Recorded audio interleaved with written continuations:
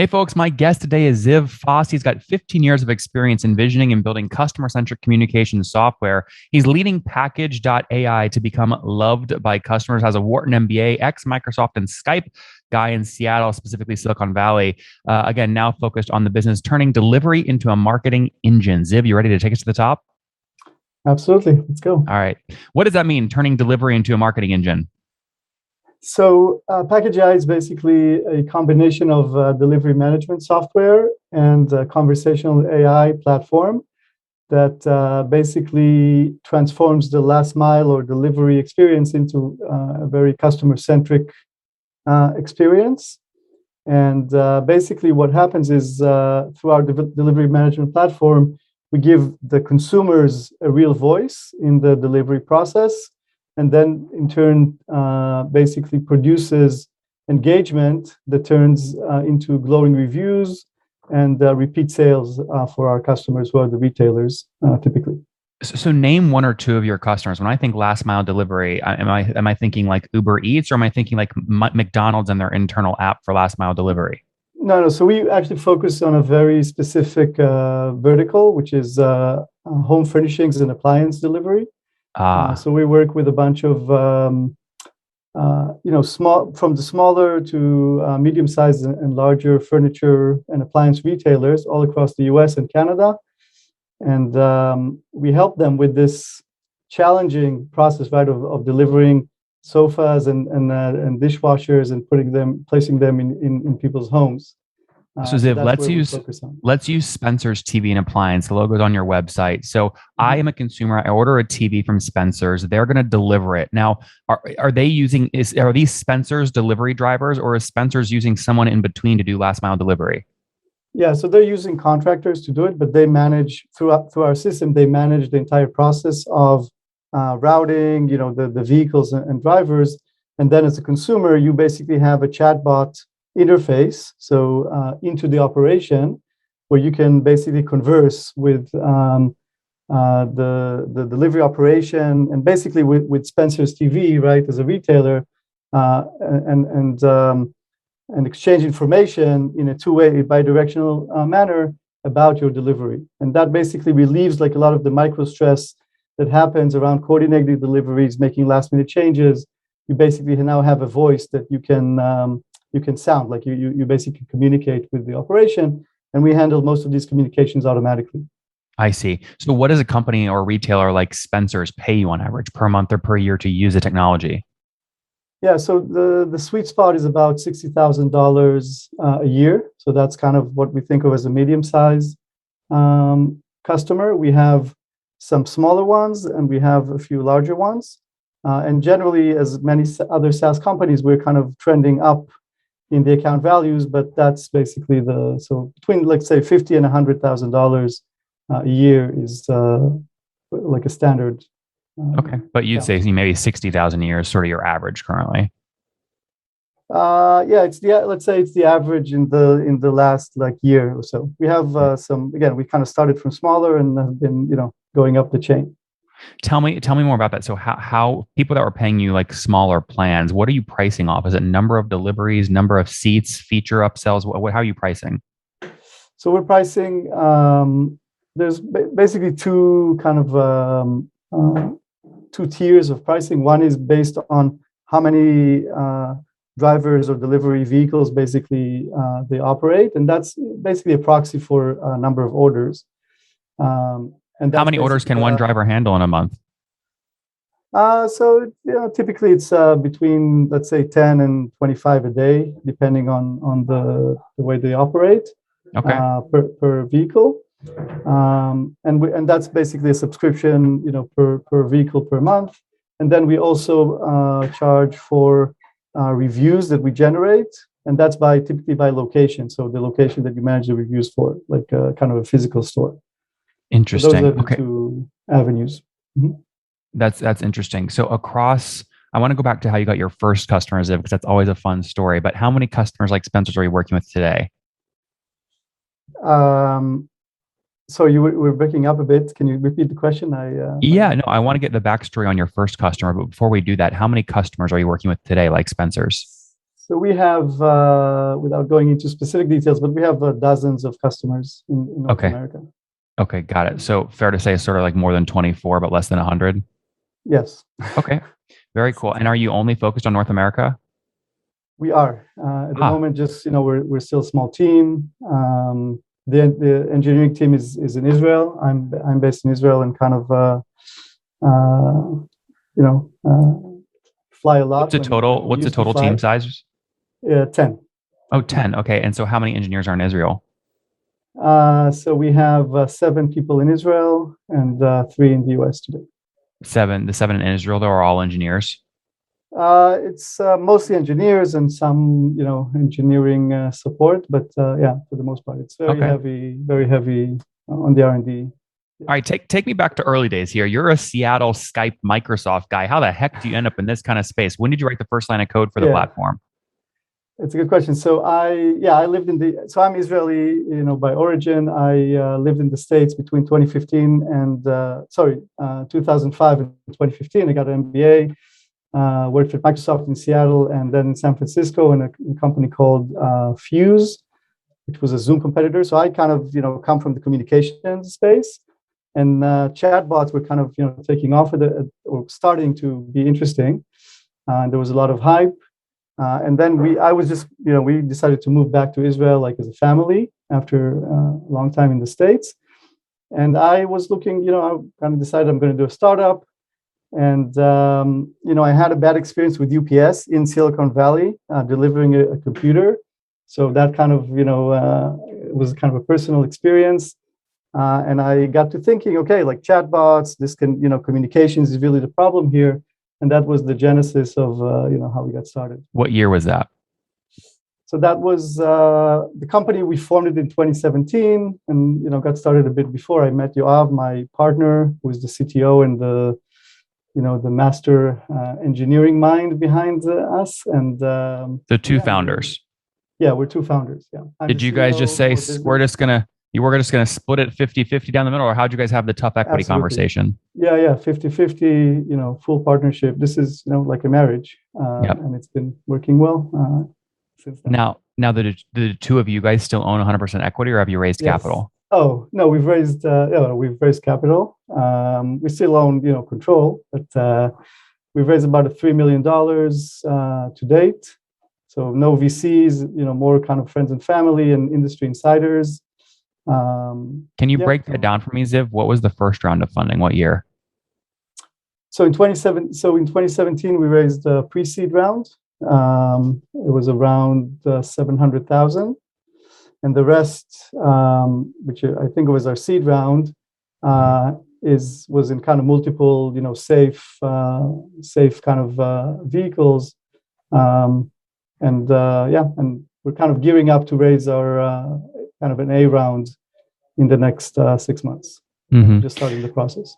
Okay, I want to dive into that process in a second, but first, taking back to customer number one in 2017, who was it, and how did you find them? Yes, the trenches days. The trenches, yep. Yeah, so our first, so we there were two kind of first customers. One was in Australia, which is our only customer in Australia. We got connected to them by really chance, and they're a furniture retailer in Sydney and Melbourne, actually all over Australia, and they really love It was very early days, but they loved the vision, and they're still on with us. And then in the US, there was a company called Stella Delivery based in New Jersey, and they just took a chance on us. How did you find them though? Was it a LinkedIn message? You knocked on their door? What was it? Yes, it was an email campaign we did. But we did targeting spend who? a lot of time targeting just like furniture and appliance delivery companies, and the platform was again very immature at that time, and we made a personal connection. And Ralph, who is leading our sales, Ralph Schulberg, he's the head of sales for us, GM North America, and he just kind of powered it through.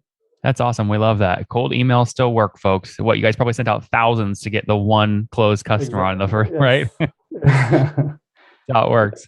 All right, so real quick, going back to the funding story here, Ziv. So you raised 700,000 pre-seed in 2017. Obviously, you're raising that based off your background. It sounds like you were successful, obviously, at sort of the Zoom company, Skype, obviously Seattle. You're going out raising from friends and family. What cap did you end up deciding to raise it in back in 2017? So in 2017, we raised at it was I don't remember exactly, but somewhere between 1 and 1.5 million. Okay, pre-money. Yes. Got it. So you sold basically like a third of the company back then.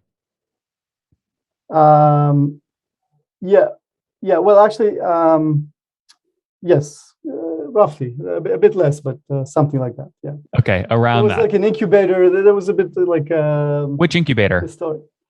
No, like in Israel, there's like an incubation, like incubators that are kind of government based. So it's called Nielsen Innovate, but it's kind of backed by Israeli government. So like it's a program basically. So Nielsen Innovate, the incubator, is on your cap table today. Yeah. I see. And they are the largest shareholder outside of the founders basically, and small investors. I see. Well, okay. So they then also put in some of the extra 2.3 million you did in your seed. They also participated, yes. Oh, I see. Okay. Now you mentioned you're sort of raising now. How much are you? Well, and then starting now. What's the kickoff process like? There's a lot of people listening that are thinking about raising, but they don't really know what it's like. And you've been through the trenches. So what's that like? Well, at this point, we're the business is proven. We're over $1 million in ARR. So I think it's an easier process at this point than it is, early on. We're kind of working on just kind of preparing the pitch and the plan, and we'll go out there. How much are you looking for? So it's still kind of early in the plan, but kind of a meaningful A round. I don't know, these days, like the numbers just go up and up. Well, they're all over. That's why I asked. I mean, are you targeting like a 5 million Series A?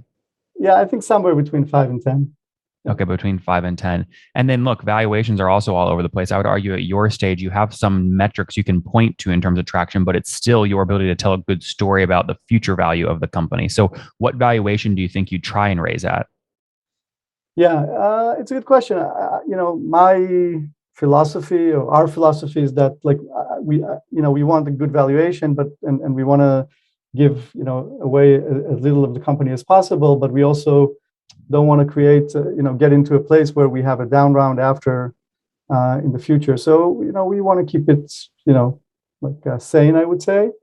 I think the average multiples, at least like in the past, have been between 30 and 40, right? At this growth rate that we're showing, which is between 2 and 3x like year over year. So that's roughly what we're thinking, but it's still very early on. And Ziv, with north of 24 customers paying caught an average of $60,000 a year, that would put you at about 1.4 million in ARR right now, run rate wise. Is that about right? Yeah, that's about right. And if you're growing 30%, 40% year over year, that means about a year ago you were doing what, $80,000 a month in terms of run rate?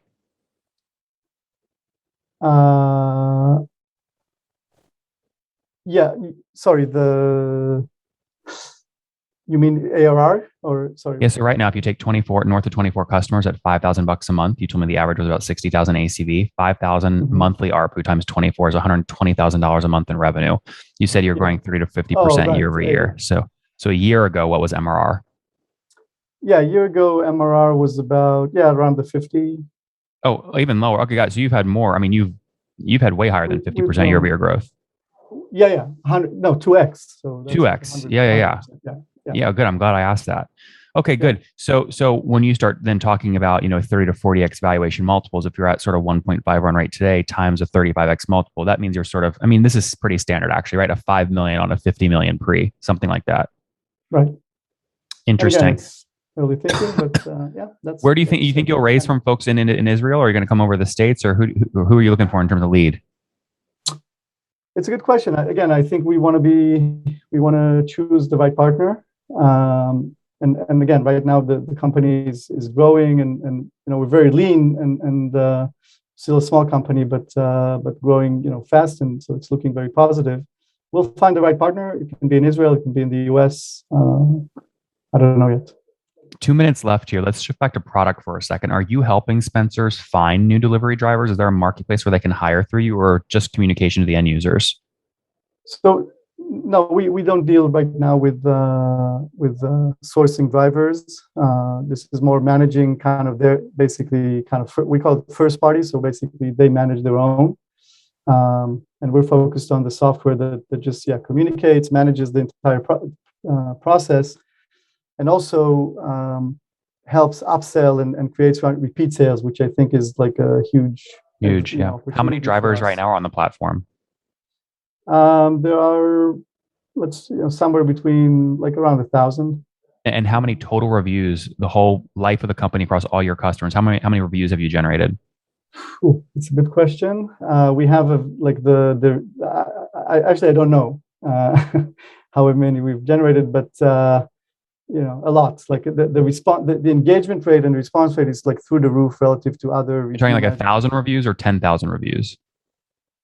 Much more than 1,000. Yeah, more like I would say 10,000. More like 10,000. I don't know exact numbers, but a lot. Like the value to our customers is amazing, and we've had zero churn to date. So no customer has left us.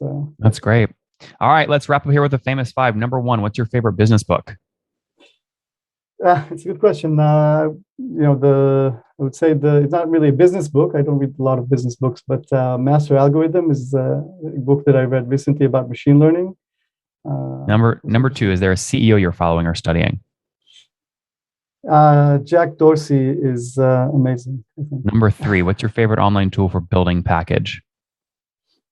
Favorite online tool? Google Spreadsheets. Number four, how many hours of sleep do you get every night? Not many, between 5 and 6. 5 and 6. Okay, and what's your situation? Ziv, married, single, kiddos? 3 kids, yeah. Married and 3 kids. Married with 3 kids. Wow, okay, busy guy. How old are you? I am 46. 46. Last question. Something you wish you knew when you were 20? That I can do this. Guys, Package.ai launched in 2017 after Ziv had an issue with a delivery person messing up his laptop delivery in Seattle. He now built this chatbot, which helps furniture and appliance delivery companies get live reviews from the end customers and also manage the delivery drivers. They're serving over 24 customers right now, doing over $120,000 a month in revenue. That's up from $50,000 a month just a year ago. So well over 200% year over year growth. They raised, call it $700,000 to get started in 2017 at about a $1.5 million cap. Looking at a Series A now, maybe 5 to 10 million at a 40 to 50 million valuation. We'll see what Ziv can get in the next 6 months here. But Ziv, in the meantime, thanks for taking us to the top. Thank you very much.